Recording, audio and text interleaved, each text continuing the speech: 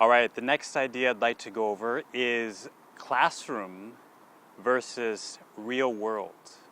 So this goes back to our idea of study, practice, perform. Now to quickly review that, study is when we kind of take in information. We learn knowledge, we learn vocabulary, we learn grammar. It's basically input, okay? The practice, study, practice, perform. So the practice stage then is more of an output session where we now take our knowledge and we try to use it with other people in a more real environment, okay? And so usually that'll be a safe environment where we can, be free to make mistakes.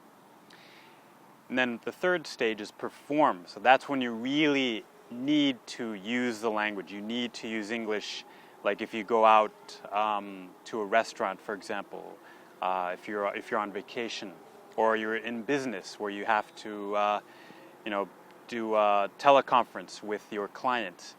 Okay, so those are examples of perform, where you can't study, you can't practice. Okay, you need to really use the language. Okay, so that's why we want to emphasize real-world situations rather than only classroom, because a lot of students will take a class in a classroom.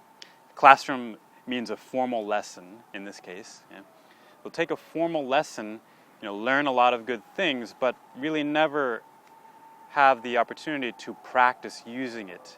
In other words, output, the practice stage and then the perform stage. The real-world environment allows you to practice talking with real people and real conversations, and that part of English or any language is very necessary to helping you improve. So try to really increase your real-world opportunities to practice using the language, using English.